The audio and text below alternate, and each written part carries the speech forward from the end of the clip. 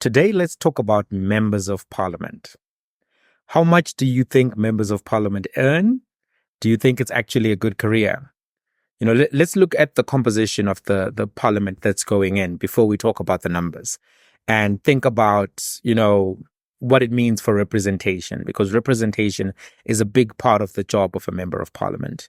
There are 400 seats in parliament, and I'm talking about the National Assembly here, but I'm just going to call it parliament, right? 321 of the members of parliament going in are over the age of 40. That's 80% of them. 101 members of parliament, 25%, are over the age of 60. Right? And we've got a few over the age of 70 as well. And then you've got 50% of parliament, which is over the age of 50. 50%. I think this has a bearing on the quality of representation, because you're supposed to be able to articulate the needs, the problems of the people who you represent, and to be able to then use policy oversight, etc., to alleviate those needs, either by changing the rules, etc. The median age in South Africa is 28. Between the ages of 25 to 35, the unemployment rate is 49% on the expanded definition. Between the ages of 15 to 25, the unemployment rate there is 70%. The challenges that are being faced by South Africans in the 15 to 25 bracket and the 25 to 35 bracket are significant. They require understanding, and they're different, right, from whatever was being experienced 25 years ago. For example, in the year 1999, when half of the parliament was 25. It's totally different. Totally different. And I wonder if they have an understanding on, or have a capacity to be able to articulate those problems, those needs, considering the fact that they are not necessarily going to be in direct contact with those. Add the fact that those who have been senior politicians for a very long time also don't have an understanding of the financial challenges that many South Africans are facing on a day-to-day basis. So yeah, that's it. Something interesting though, we've got 12 members of parliament between the ages of 20 to 29. So they'll possibly be able to represent those issues. 30 to 39, you've got 67 members, but under 25% of parliament is under the age of 40. I don't know if you think that's a good thing. So let's starting with going to salaries now, because that's why you watching this. Salaries. MPs who are heading to parliament are going to be earning 1.27 million a year, or over 100,000 a month. And this is gross salary. So it will come down with taxes. It will come down with a lot of the payments that you have to make. But also, maybe you didn't know this, but many political parties also make members of parliament pay a contribution to the party, right? For party funding, so to speak. So even if you get 80, right, they're still going to come around and take maybe 10 from that and use that to fund party, office work, etc., etc. So when you see members of parliament, don't just think that all of the money is going to them. In fact, a lot of that money is actually going to go back to the party in and of itself, right? But there are some perks. There are some perks, even at the basic level of being a member of parliament. Some of the perks include 88 domestic flights per year. So domestic journeys, but most of them are by flights. 88 per year, either by air, train, bus, or vehicle. Transport to and from South African airports, parking at South African airports, transport of dependents, relocation costs, tools of trade. So when you get into parliament, they'll give you the latest iPhone, they'll give you an iPad, etc. I've seen this before with some of the people that I know who are members of parliament. They have gadgets. So you'll get tools of trade, and then they'll get airtime. They have these massive data accounts and airtime accounts, because they need to call people. They need to be able to access the internet. Equipment, furniture, stationery for MPs' offices, which are inside the National Assembly. I think the part of parliament that burnt down doesn't include the offices, so those should still be functional. So they get equipment, furniture, stationery. They get personal accident insurance, and then they get accommodation at the parliamentary villages in Cape Town. I've been to one of these parliamentary villages.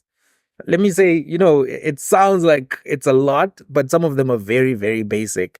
It's basically, it's a kitchen, it's a sitting room, and it's 2 bedrooms. And the bathroom has that bathroom situation where the toilet is in its own room and you close the door, and then the bath is in its own room and then you close the door.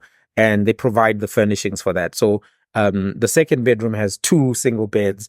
The main bedroom has one bed, and that's where most of the people are staying. Some of the parliamentary villages are very nice. Most of them are those kind of like 4-room structures. So don't think that parliamentarians are living in 2-story houses or anything like that. Most of the time, they're living in this very basic accommodation. So they get daily transport to and from the villages to parliament. Okay. So that's basically the parliamentary package. What do you think? Do you think it's a good package, bad package? Let me know in the comments. Let's have a conversation. But obviously, MP, that's the lowest level of being in the National Assembly. There are other levels. So let's go back to the top.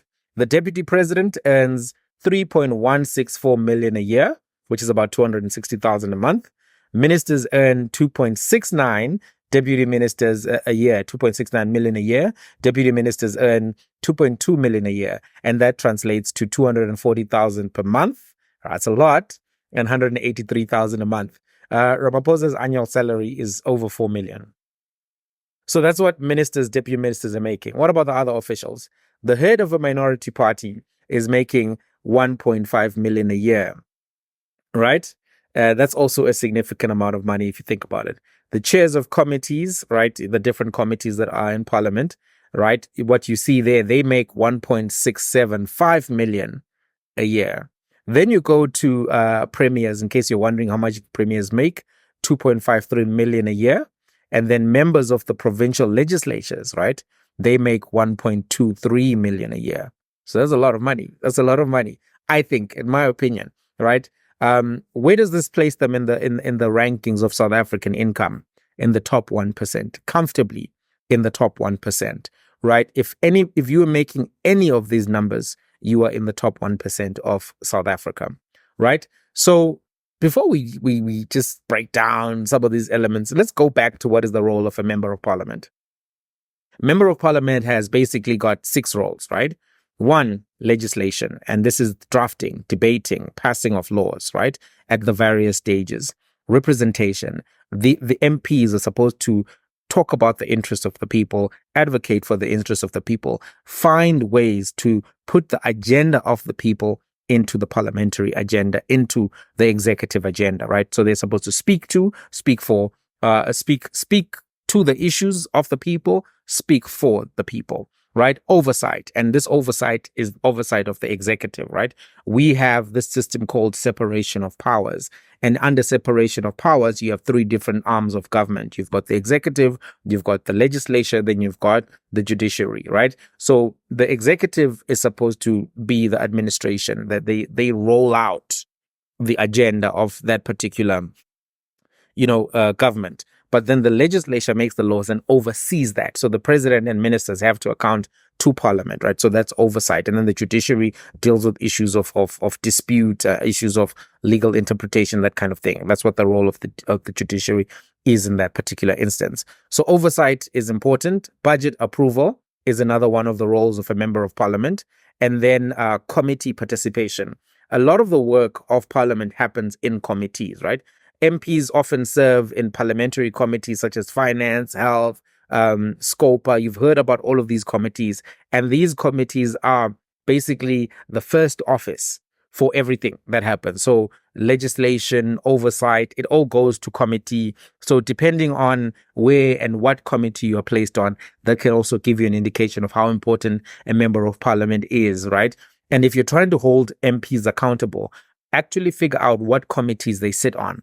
One of the big movements that occurred in the last 10 years was the Fees Must Fall movement, right? Under the Fees Must Fall movement, we saw students fighting for access to higher education, talking about the missing middle, which was not being adequately funded. And what happened was actually one of the leaders of Fees Must Fall, Nompendulo Mukachwa, was actually appointed to be chairperson of the Higher Education Committee, the portfolio on higher education. And some members of Fees Must Fall were actually in that committee.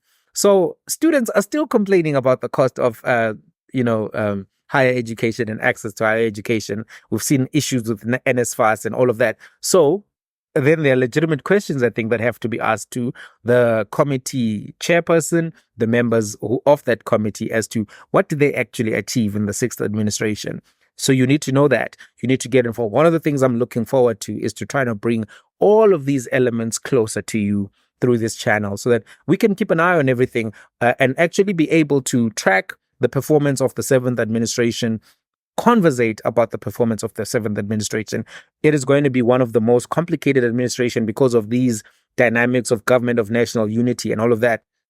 And the way to really enrich our understanding and to play a role is to have people, I think, who are watching these kind of things as much as possible and coming back to you and telling you, hey, this is what's happening, just in case you don't have time to follow this stuff. This is what the channel is for. By the way, guys, 90% of the people who are watching these videos have not subscribed to the channel. If you're one of the people, one of the 90, just give me a subscribe, please. It helps me go up on the ting, right? And if I go up on the ting, more people see the videos, we can create more content, all of that, all of those good things. So please, please, please hook me up with the subscription to this particular a YouTube account, right? The last one is constituency services, right?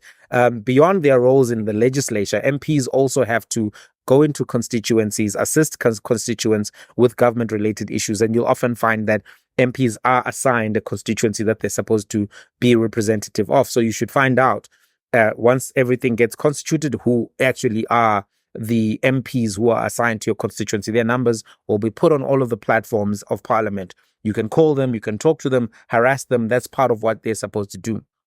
So just to land the plane a little bit, what do you actually think about the performance of the last Parliament? You know, the sixth administration. Now we're going into the seventh administration. Were you happy with the performance of the sixth administration? What did you think? What did you think? Right? How did you find the Ramaphosa Parliament, in other words, right? Do you think that the benches of Parliament are too old? Do you think that the MPs are underpaid or overpaid? Do you think they should be deputy ministers, blue lights, all of that security stuff that they get? Where do you stand on those issues? I'll tell you one thing. I think that MPs are paid okay. I don't have a problem with MPs making this kind of money or even more, right? I think it's important work and we shouldn't fall into the trap of trying to say, no, pay them less, etc., etc. This is very important work. And compared to some of the global standards, you know, in other parliaments, I think South African MPs, if you were to put it in US dollar terms, they're not making that much, right? You may disagree because the baseline in South Africa is so low, right? But I think I don't have a problem with these salaries. I think that for many more people, the real issue is not the salary, it's the return on investment, right? They get all of these perks, all of these benefits, all of these monetary rewards compared to other South Africans, and they are the elite. What are we getting in return? That's really where I think people get frustrated, right? To find out that these people who are making these large amounts of money are not always on the job, are not always acting in ways that advance their interests, where they don't see where that money is going. Nobody has a problem with how much, you know, Lionel Messi earns, Cristiano Ronaldo, Saka, you know, all of these soccer players, because they play well. Mbappe, wow, what a player, right? Nobody cares. He seems to have earned every cent that he gets, all the promotions, all the endorsements. Yes, Mbappe, play the game, earn the money. That's good. I think the real issue, the discomfort, comes from two places. One, it does come from the place that there's so much inequality in South Africa, and to know that these people are making so much when so many have so little definitely makes people uncomfortable, and it should. It's uncomfortable. Inequality, you should never be comfortable with it. You should never be dismissive. The other side of the equation, though, I think that, and this is what MPs have to reflect on, sometimes when members of the public look at their lives, they don't see the impact of members of parliament. They don't see those members of parliament fighting for them, fighting for their issues. People are paying a lot of money for data. People are paying a lot of money for car insurance, health insurance.